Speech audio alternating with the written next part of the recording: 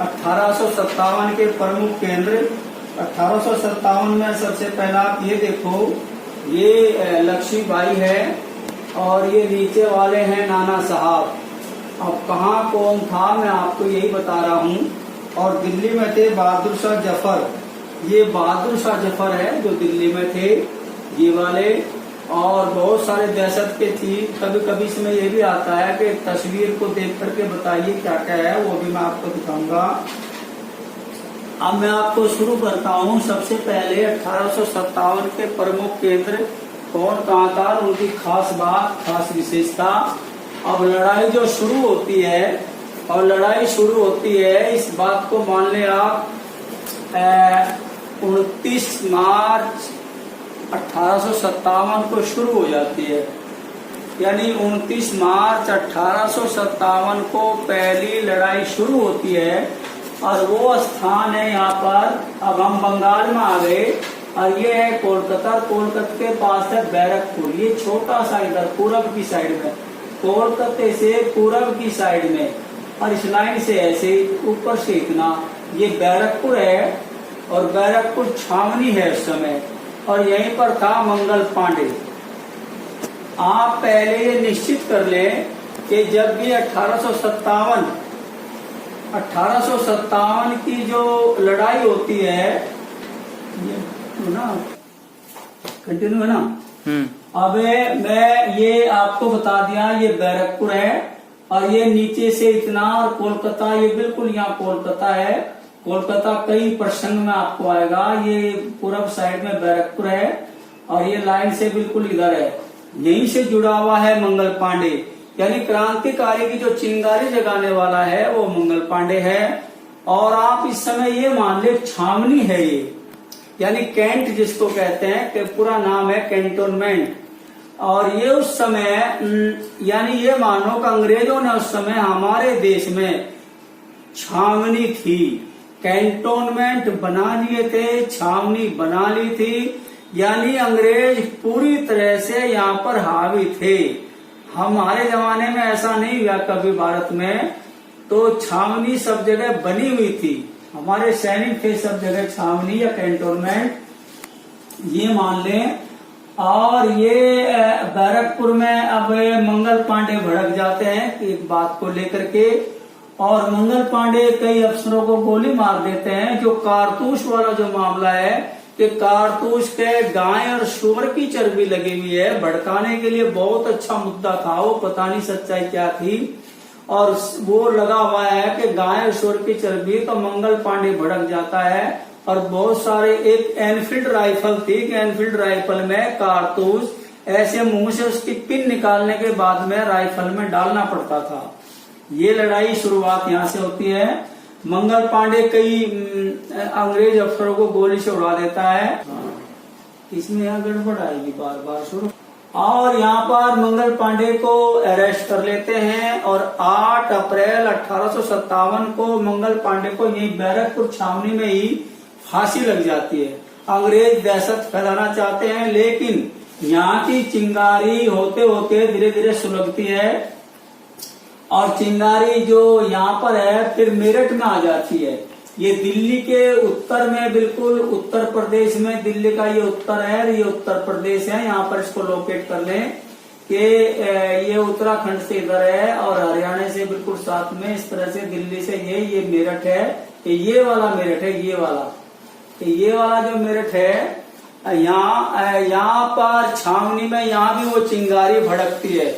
यहाँ पर शाम के समय सैनिक अपना बिगुल बजाते हैं, गोला दागते हैं, हथियारों पर कब्जा कर लेते हैं, असला मसला अपने हाथ में ले लेते हैं, और खजाना लूटते हैं, सारे हथियार गोला बारूद लूट करके। अब यहाँ के जो सैनिक है अंग्रेज अफसरों को मार पीट करके, और यहाँ से सैनिक, यानी ये जो डेट है यहाँ पर है 10 मई 1857। ये जो डेट है भारत के इतिहास की, ये मेरठ की जो यहाँ पर क्रांति होती है 10 मई 1857। और यहाँ के बाद ये सैनिक घोड़ों पर चढ़ करके, जिसे आर्टिलरी कहते हैं, घोड़े पर चढ़ के यहाँ पर दिल्ली आ जाते हैं। और दिल्ली में यहाँ पर जो उस समय मुगल बादशाह राज कर रहे थे, केवल नाम मात्र के वो राजा थे, बस लाल किले तक ही सीमित हो गए थे। और इसको हम अंतिम मुगल बादशाह कहते हैं दिल्ली में, बहादुर शाह जफर। बहादुर शाह जफर का मैं आपको चित्र दिखा दूं एक बार। ये है बहादुर शाह जफर, जो अंतिम मुगल बादशाह कहे जाते हैं। और ये उस समय दिल्ली में थे और उस समय रोजे चल रहे थे, क्योंकि आप जानते हैं कि रोजे लगभग आज भी चल रहे हैं। तो 10 मई का था, तो लगता है कि यही रहा होगा इसी तरह का। और बिना किसी शिष्टाचार के ये सीधे जो सैनिक हैं गुस्से में हैं और बहादुर शाह जफर के पास किले में अंदर घुस जाते हैं और कहते हैं आप हमारा नेतृत्व करो, आप हमारे राजा बनो, सेनापति बनो, हमारी लीडरशिप करो और आपके नेतृत्व में हम लड़ाई लड़ेंगे। और बहादुर शाह जफर अंत में तैयार हो जाते हैं। तो यहाँ पर लड़ाई की बिल्कुल तैयारी हो जाती है। यानी बहुत इंपॉर्टेंट स्थान है दिल्ली, और यहीं पर है लाल किला। और लाल किले की कहानी हम और थोड़ी सी, यही चांदनी चौक और लाल किला की कहानी और थोड़ी सी बताएंगे हम आपको बाद में। अब इम्पोर्टेंट स्थान 1857 के हम और बता दें आपको, ये है आगरा। यहाँ पर जैसे ही दिल्ली से इधर नीचे आएंगे, ये आगरा है। और उत्तर प्रदेश में अभी हम और बता दें आपको कि ये जो एक स्थान है, दिल्ली से ऐसे चले इधर, ये देखिए ये बरेली है, ये बीच से जुड़ा हुआ है। बरेली आगरा 1857 से जुड़े हुए हैं। लखनऊ 1857 से जुड़ा है, उत्तर प्रदेश के लगभग बीच में है लखनऊ, उत्तर प्रदेश। ये लखनऊ 1857 से जुड़ा हुआ है, बहुत जबरदस्त। इसमें थी बेगम हजरत महल और उनके बेटे थे ब्रिटिश कदर। बेगम हजरत महल, ब्रिटिश कदर, क्योंकि वो जो नवाब था वाजिद अली शाह, वाजिद अली शाह नवाब को अंग्रेजों ने आरोप लगा करके 1856 में ही अरेस्ट कर लिया था। 1856 में उसको गिरफ्तार करके, अरेस्ट करके कोलकाता की जेल में डाल दिया था। उसको ले गए थे यहाँ से। और यानी उसका उत्तर प्रदेश को, इसको दरअसल अवध कहते थे उस समय सारे को। उसको लखनऊ की रियासत या अवध की रियासत थी बहुत बड़ी।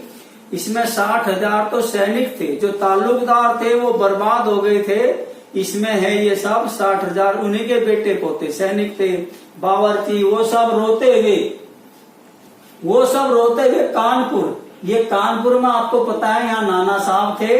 नाना साहब की भी दत्तक पुत्र वाली समस्या थी। ये मराठा एक सैनिक थे, मराठा से आए थे, राजा थे यहाँ पर। ये नाना साहब यहाँ पर थे कानपुर में। और जब यहाँ से कानपुर तक वो पैदल आए थे, यहाँ से ट्रेन मिलनी थी लखनऊ, यानी लखनऊ से वो कानपुर तक बिल्कुल पैदल चले। उनके पास जो हमदर्द लोग थे, उनके सैनिक, उनके नौकर चाकर, बावर्ची कहते थे हम सब बर्बाद हो गए। और वो कह रहे थे यहाँ पर देश से जान जा चुकी है। यह आप में लिखा हुआ है। यानी जो लॉर्ड डलहौजी था उसने तो ये कहा था कि एक गिलास चेरी का ये फल है, हम ये जूस हमारे मुंह में आके गिरेगा, एक गिलास। और यानी इस रियासत को तोड़ दिया और अंग्रेजों ने अपना अधीन कर लिया 1856 में। और फिर ये सारा उनके अंडर आ गया। और चेरी का गिलास जूस उनके मिल गया डलहौजी को।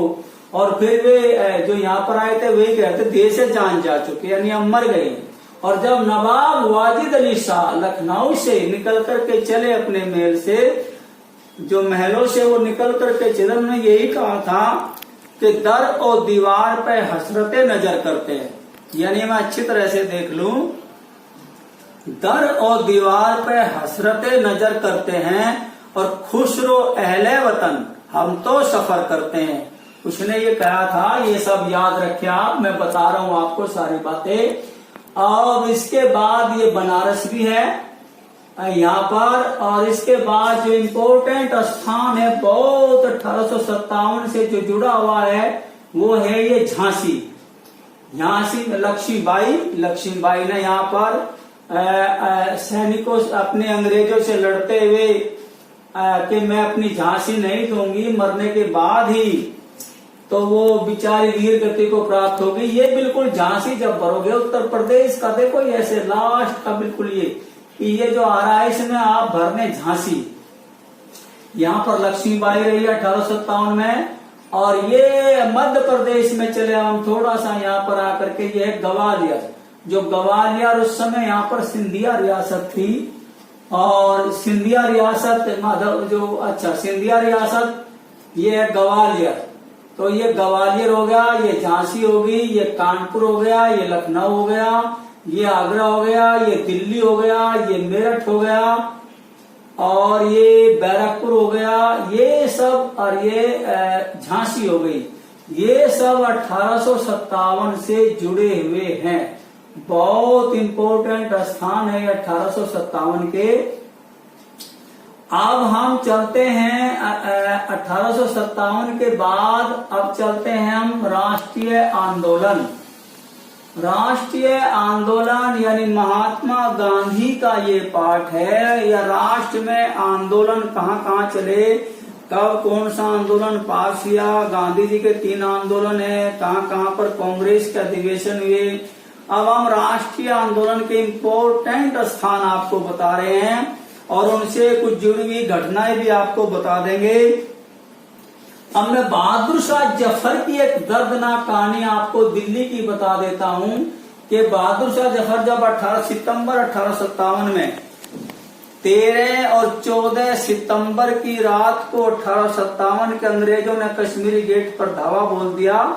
अफगानिस्तान पंजाब से बहुत सारे सैनिक भर्ती करके लिया इलाकों की खोज, और चांदनी चौक में बहुत बुरा हाल किया। गालिब ने ये लिखा है कि 3 दिन तक चिड़िया भी पर नहीं मार रहे थे चांदनी चौक में। जैसे कि लाल किले की तरफ बढ़े, बहादुर शाह जफर डर करके हुमायूं के मकबरे में छिप गए, लेकिन अंग्रेजों ने निकाल लिया। उनके बेटे पोते उनको लेकर के जब आ रहे थी, कैप्टन हडसन लेकर के आ रहे थे, तो मौलाना मेडिकल जो कॉलेज है, मौलाना आजाद मेडिकल कॉलेज के पास ही है खूनी गेट। खूनी गेट पर ही कैप्टन हडसन को बताया कि दरियागंज पे यानी दिल्ली गेट पे इतनी भीड़ है कि इनको जो बहादुर शाह जफर के बेटे पोते हैं या बहादुर शाह जफर को आपसे छुड़ा लेगी। इतने लोग इकट्ठे हैं वहां पर, इतने हमदर्द हैं।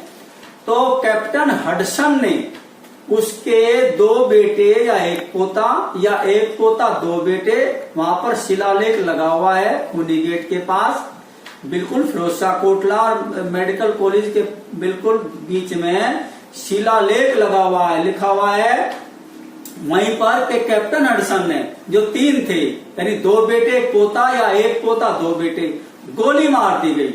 और दर्दनाक कहानी ये हुई कि ये गोली मारने के बाद उनके सिर काट लिए, तीनों के सिर काट लिए और एक थाल में सजा लिए, एक थाल में सजा लिए बिल्कुल ढक करके।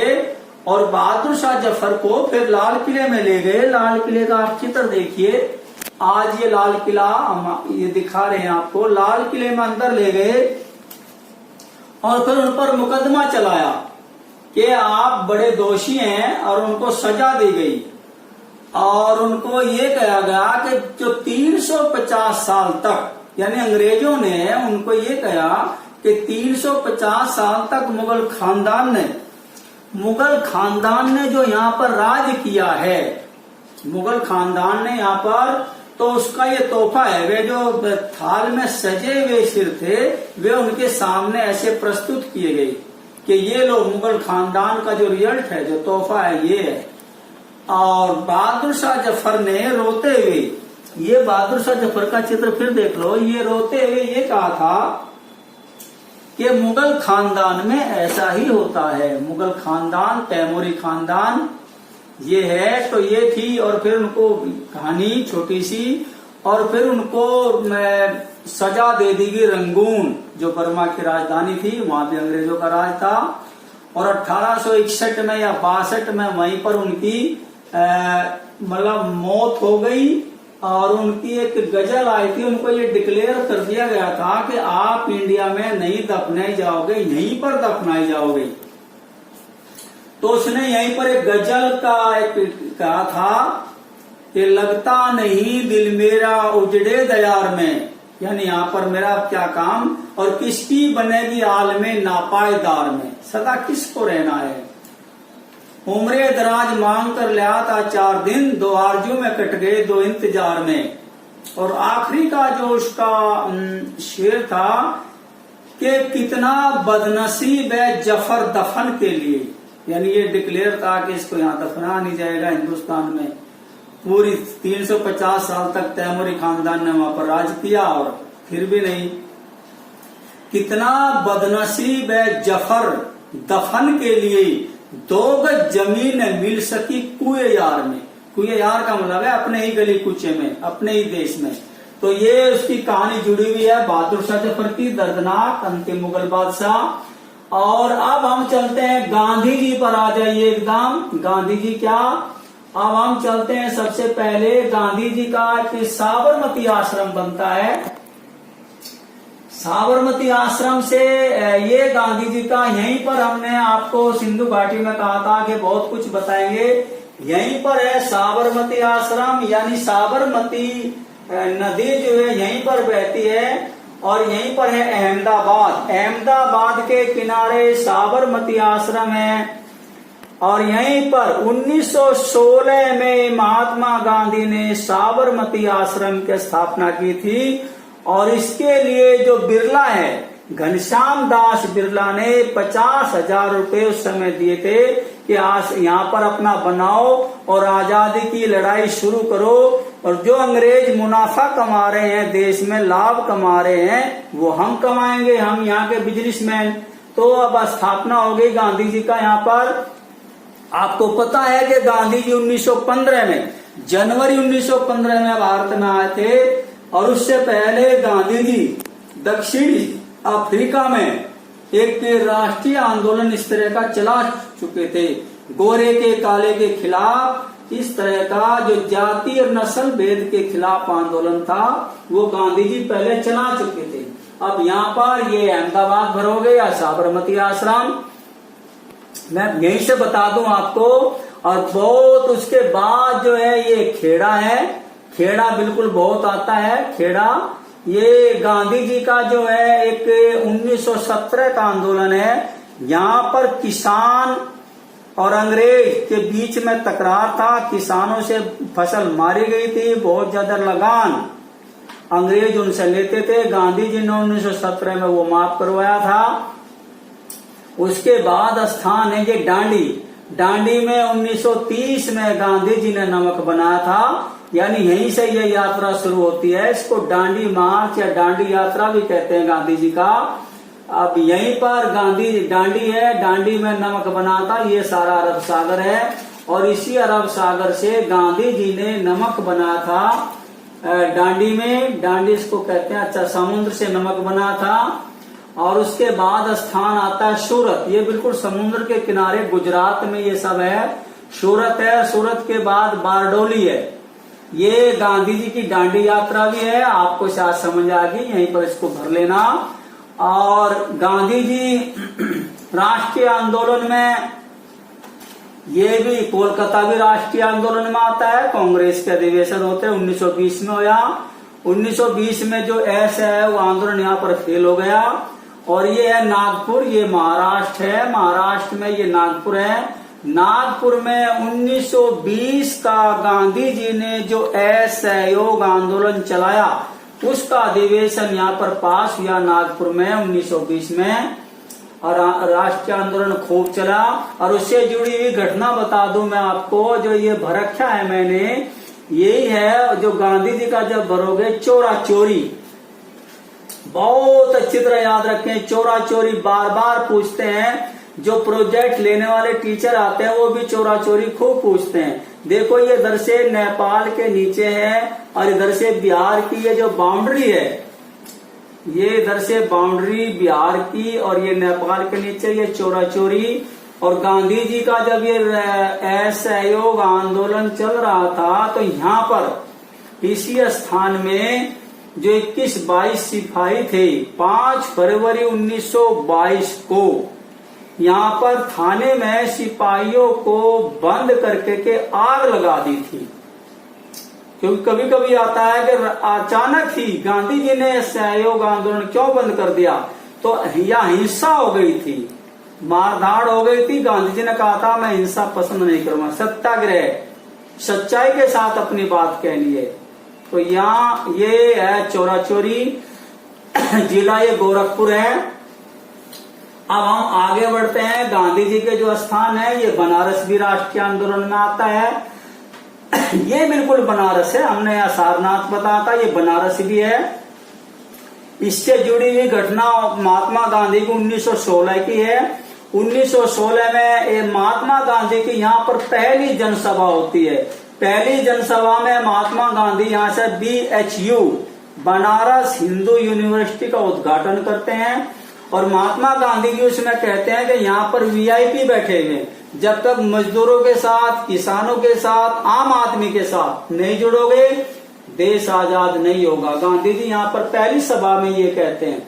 अब गांधी जी की फिर दूसरी सभा ये होती है, यहाँ से गांधी जी को ले जाते हैं चंपारण है, ये जो नील की खेती का मामला था, ये एक 11वीं का एक पाठ भी है 12वीं का। ये चंपारण की खेती यहीं पर है, ये चंपारण है, ये चंपारण है, नील की खेती का मामला है। इंग्लैंड के व्यापारी जबरदस्ती किसानों से बलपूर्वक नील की खेती करवाते थे सबसे, और यहाँ के किसान चंपारण के नील की खेती नहीं करना चाहते थे।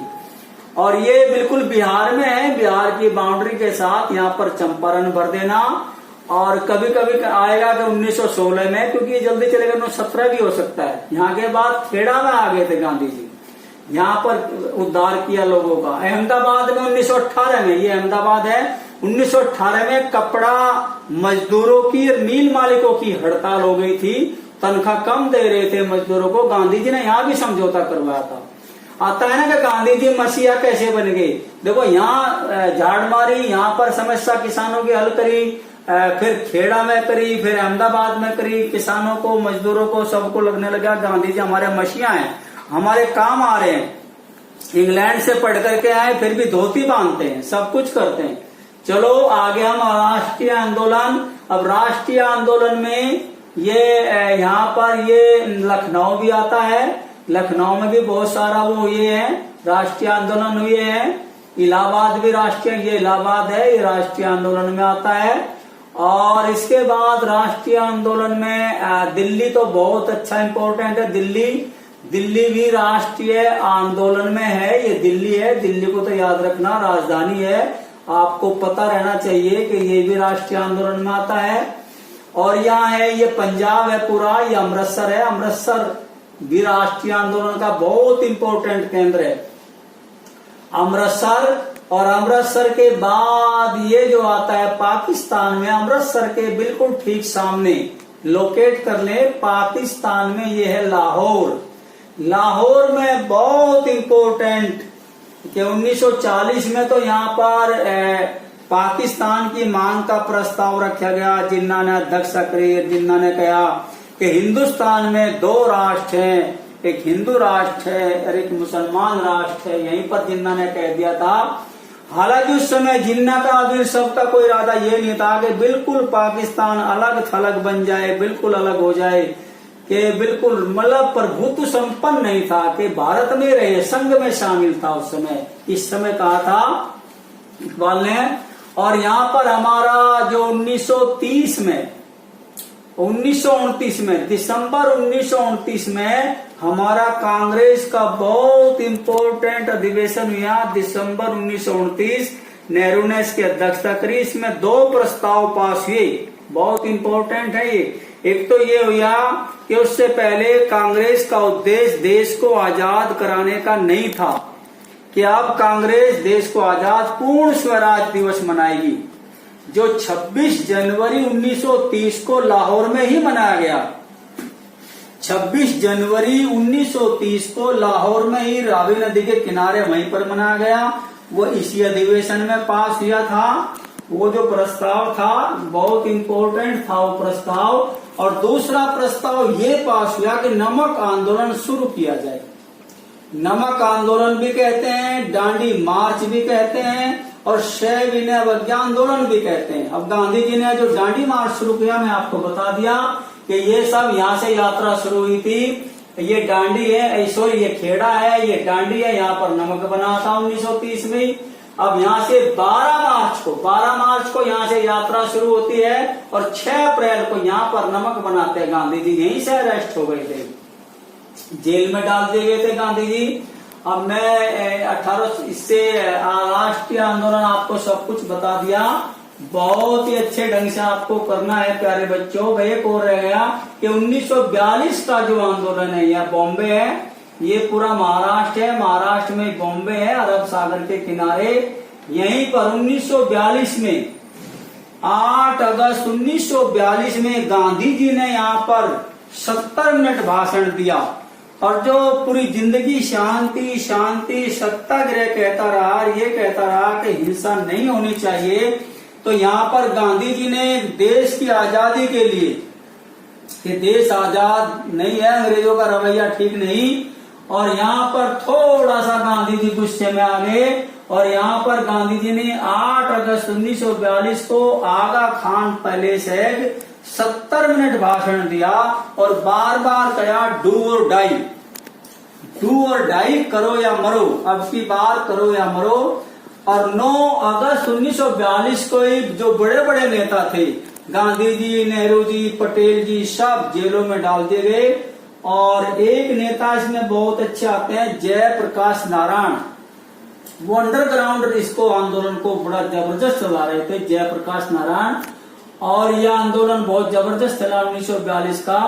और मैंने राष्ट्रीय आंदोलन के अब सभी स्थान आपको बता दिए हैं, कुछ भी बाकी नहीं छोड़ा है, पूरा मैप ये बड़े अच्छे ढंग से आप तैयार कर लेंगे इसको। इसके साथ साथ स्थानों से जो जुड़ी हुई घटनाएं, जो हमारे प्रॉपर स्थान है, उनसे जो जुड़ी हुई घटनाएं हैं वो भी मैंने आपको सब कुछ बता दी है।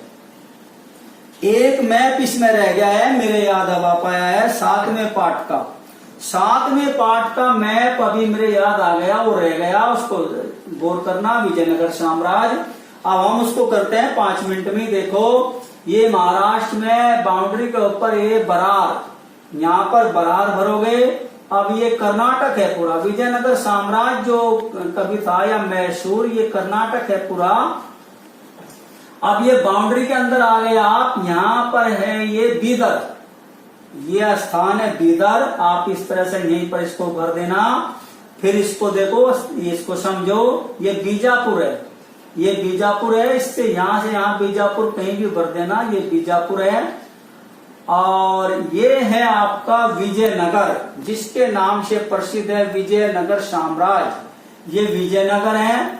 विजयनगर के फिर यहीं से तुंगभद्रा नदी निकलती है, तुंगभद्रा के जलाशय यहीं से बनाए गए, पानी की व्यवस्था की गई। और यहाँ से इधर से कृष्णा आती है और ये 2 आग कहलाता है, ये कृष्णा हो जाती है, ये तुंगभद्रा इधर जाकर बंगाल की खाड़ी में गिर जाती है। और ये है आपका मैसूर, ये मैसूर है, यहाँ पर इस तरह से ये मैसूर भर देना, लोकेट कर लो इसको। और ये है कोलार, कोलार आज बहुत प्रसिद्ध रहा, सिंधु घाटी से सोने की खान है ये कोलार है। और जब हम चले इधर फिर आंध्र प्रदेश, या आंध्र प्रदेश है, इसके 2 हिस्से हो गए आजकल, नीचे का आंध्रा, ऊपर का तमिलनाडु, वो तेलंगाना। ये गोलकुंडा, ये गोलकुंडा है। और गोलकुंडा एक बहुत इंपॉर्टेंट स्थान जो कई बार आ गया, ये आपका केरला है, समुद्र के किनारे किनारे, बड़ा रमणीय बहुत सुंदर प्रदेश है। ये है कुओलीन, कियोलीन है ये, इसकी स्पेलिंग देख लेना। ये कुओलीन स्थान है, बिल्कुल सागर के किनारे, यहाँ पर भर देना। अब हम तमिलनाडु में आ गए, ये है मदुरई, यहाँ कांचीपुरम है, मैंने नहीं बोला, कोई ज्यादा इम्पोर्टेंट नहीं, यहाँ मद्रास है। और ये है मदुरई, मदुरई का मीनाक्षी मंदिर यानी पार्वती का मंदिर यहीं पर है, बृहदेश्वर मंदिर, ये सब। अब मैं आपको बहुत कुछ बता दिया, ये विजयनगर साम्राज्य भी।